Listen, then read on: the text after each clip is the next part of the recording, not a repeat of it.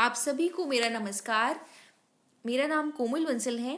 सहायक आचार्य अर्थशास्त्र डॉक्टर भीमराव अंबेडकर राजकीय महाविद्यालय Shri Ganganagar.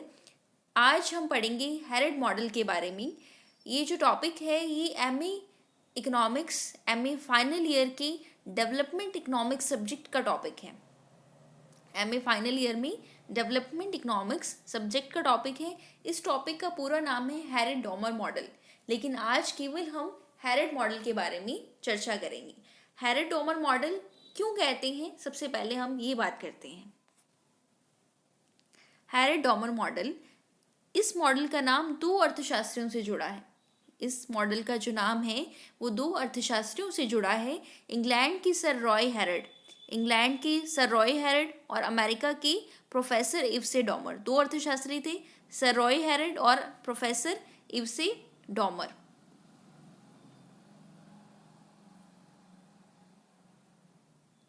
Sir Roy Harrod and professor Evsey Domar.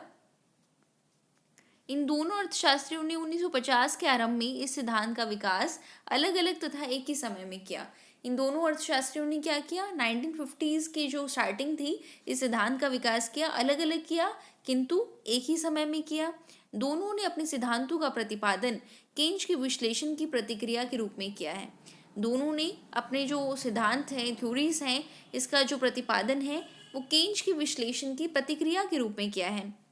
हैरड का विचार है कि केन्ज ने बचत की भूमिका को नज़रअंदाज किया है।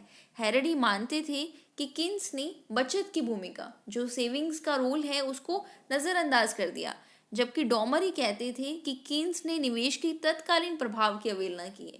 डॉमर ही मानते थे कि जो केन्स है उसने निवेश का जो तत्कालीन इम्पैक्ट आता है, जो इमीडिएट इम्पैक्ट आता है, उसकी अवहेलना की है।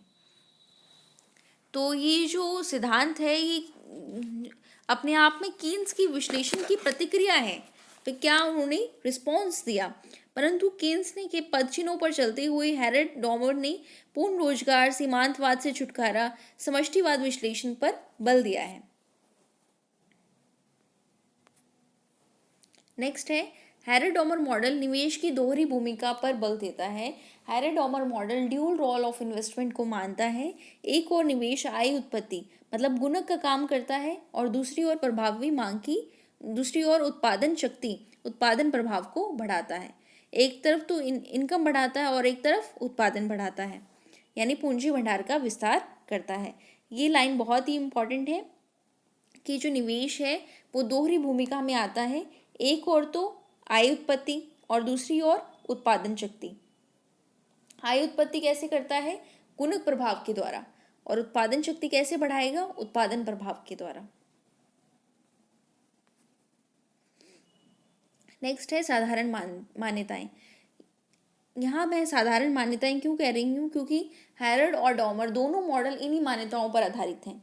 साधारण मान्यताओं के बाद मैं आपको स्पेसिफिक मान्यताएं जो हैरड मॉडल में अप्लाई होती हैं उसके बारे में बताऊंगी।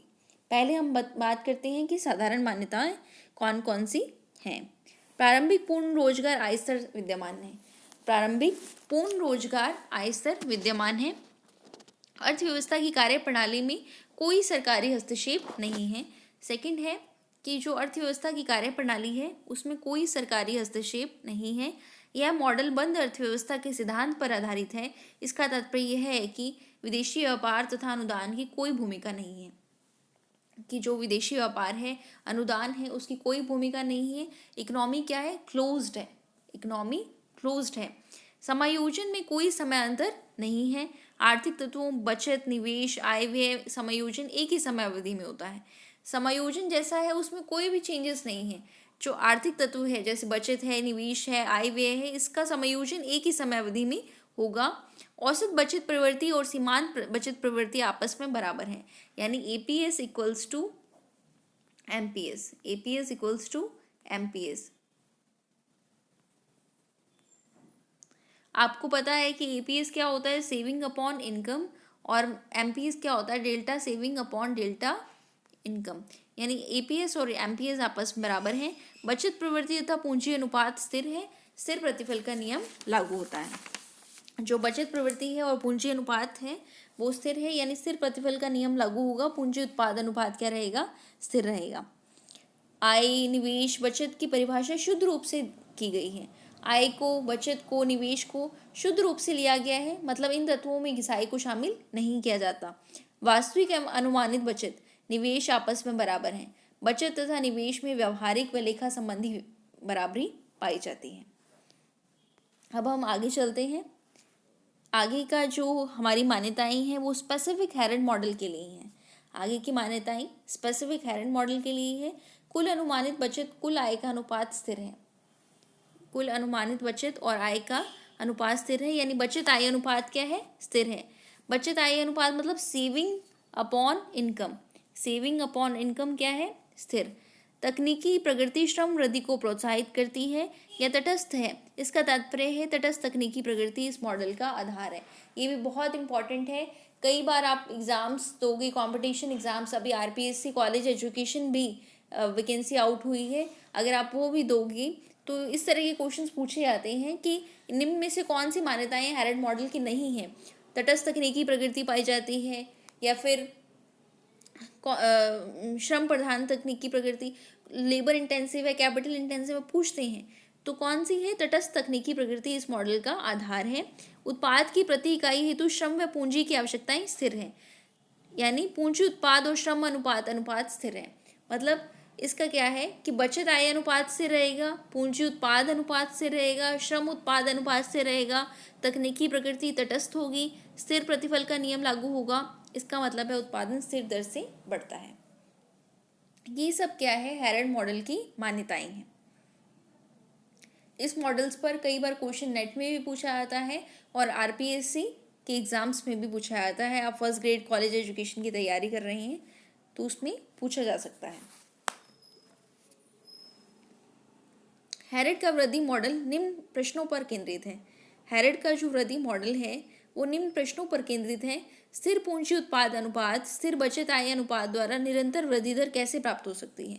बड़ा ही इंपॉर्टेंट क्वेश्चन है कि हम ये मान्यता लेकर चलते हैं कि पूंजी उत्पाद अनुपात स्थिर रहता है और बचत आय अनुपात भी स्थिर रहता है। यदि ये स्थिर है तो हम निरंतर वृद्धि कैसे प्राप्त करेंगे? क्वेश्चन है ना कि उत्पादन जितना हुआ पूंजी उतनी लगी। पूंजी उत्पादन अनुपात, जितना उत्पादन बढ़ा उतनी पूंजी बढ़ी, जितनी इनकम बढ़ी उतनी सेविंग्स बढ़ी। तो निरंतर वृद्धि दर कैसे प्राप्त हो सकती है? निरंतर वृद्धि दर को, नंबर सेकंड क्वेश्चन है कि निरंतर वृद्धि दर को कैसे कायम रखा जा सकता है? सेकंड क्वेश्चन, निरंतर वृद्धि दर को कैसे कायम रखा जा सकता है? निरंतर वृद्धि दर कायम हेतु क्या शर्तें हैं? और थर्ड है कि अर्थव्यवस्था की वृद्धि दर पर प्राकृतिक दर तत्व किस प्रकार अंकुश लगाते हैं? कि अर्थव्यवस्था की जो ग्रोथ रेट है उस पर प्राकृतिक तत्व किस प्रकार अंकुश लगाते हैं? इस हेतु हेरेड ने 3 वृद्धि दरों की बात की है। वास्तविक वृद्धि दर कौन कौन सी है? वास्तविक वृद्धि दर जिसको इंग्लिश में कहते हैं actual growth rate. Number 2 warranted growth rate, उचित वृद्धि दर, वांछित वृद्धि दर। और तीसरा है प्राकृतिक वृद्धि दर, नेचुरल ग्रोथ रेट। अब इन 3 वृद्धि दरों का संक्षिप्त में व्याख्या करते हैं। देखो, इन प्रश्नों का उत्तर हेरेड ने 3 ग्रोथ रेट्स के आधार पर दिया है। Number 1 actual growth rate, number 2 warranted growth rate, number 3 natural growth rate. एक एक करके हम चर्चा करेंगे। आज केवल हम पढ़ेंगे एक्चुअल ग्रोथ रेट।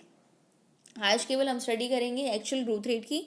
ये बहुत ही इंपॉर्टेंट है, एग्जाम्स में भी पूछा जाता है और आपके एमए फाइनल ईयर में तो पक्का एक क्वेश्चन आता ही आता है कि हेरेड डॉमर मॉडल पर लिखिए, हेरेड और डॉमर मॉडल में अंतर क्या है, कुछ भी। तो आपको इसके बारे में जानकारी अच्छे से होनी चाहिए। वास्तविक वृद्धि दर, इस वृद्धि दर को जी से प्रदर्शित किया गया है। इसका निर्धारण अर्थव्यवस्था में उपलब्ध बचत तथा निवेश की वास्तविक मात्रा द्वारा होता है। बहुत इंपॉर्टेंट है। इस वृद्धि दर को किससे इंडिकेट करते हैं? कैपिटल जी से इंडिकेट करते हैं। और इस वृद्धि दर में कहते हैं कि बचत कितना है और निवेश कितना है। एक्चुअल में अर्थव्यवस्था में कितना बचत विद्यमान है और कितना निवेश विद्यमान है, इसकी परिभाषा आय में परिवर्तन तथा कुल आय के अनुपात में की जाती है। G equals to delta Y upon Y. G equals to delta Y upon Y. आय में परिवर्तन तथा कुल आय के अनुपात में इसकी व्याख्या की जाती है। वास्तविक वृद्धि दर का निर्धारण 2 तत्वों द्वारा होता है, बचत आय अनुपात, पूंजी उत्पाद अनुपात। बचत आय अनुपात और पूंजी उत्पाद अनुपात। एक निश्चित समय अवधि में ये दोनों तत्व स्थिर माने जाते हैं। वास्तविक वृद्धि दर इन निर्धारण तत्वों में संबंध कैसा होता है? मैं दोबारा रिपीट कर देती हूँ। एक्चुअल ग्रोथ रेट क्या होती है? एक्चुअल ग्रोथ रेट को सबसे पहले किससे डिनोट करते हैं? जी से डिनोट करते हैं।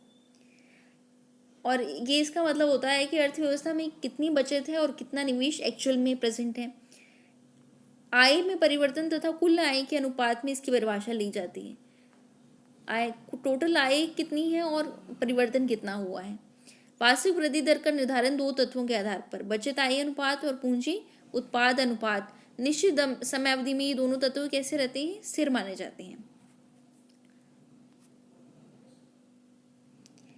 वास्तविक वृद्धि दर तथा इसके तत्वों का निर्धारण में संबंध में निम्न समीकरण द्वारा बताया जा सकता है। G C equals to S. G C equals to S. G का मतलब वास्तविक वृद्धि दर, एक्चुअल ग्रोथ रेट। सी का मतलब सीमांत पूंजी उत्पाद अनुपात और एस का मतलब बचत आय अनुपात। ये बहुत इंपॉर्टेंट है इक्वेशन, आप याद कर लीजिए। जी C equals to S. S का मतलब marginal capital output ratio, S का मतलब सेविंग इनकम रेशियो और जी का मतलब एक्चुअल ग्रोथ रेट। यह एक समीकरण एक सत्य को बताती है कि बचत तथा निवेश आनुपातिक रूप से बराबर हैं। इस तथ्य की व्याख्या निम्न तरीके से की जा सकती है। G equals to delta Y upon Y, C equals to delta K upon delta Y, S equals to S upon Y. अब देखिए, जी बराबर डेल्टा वाई अपॉन वाई, ये मैंने आपको पहले ही बताया था कि टोटल इनकम के रिस्पेक्ट में इनकम में चेंज कितना होता है। और सी का मतलब क्या है? Capital output ratio, marginal capital output ratio. Delta के क्या होता है? इन्वेस्टमेंट क्या होता है? Change in the capital stock. Capital stock में जितना चेंज हुआ उसको क्या कहते हैं? इन्वेस्टमेंट। तो डेल्टा के की जगह हम आई लिख सकते हैं, डेल्टा वाई की जगह डेल्टा वाई। हम ये भी पता है कि इनकम और सेविंग्स बराबर होती हैं, तो आई की जगह, चलिए ये बाद में करते हैं, एस बराबर एस अपॉन वाई। जी सी एस के मूल्य के समीकरण में प्रतिस्थापन इस प्रकार करते हैं। डेल्टा वाई से डेल्टा वाई कट गया और इस वाई से ये वाई कट गया, तो एंड में क्या रिजल्ट आया? I equals to S. I equals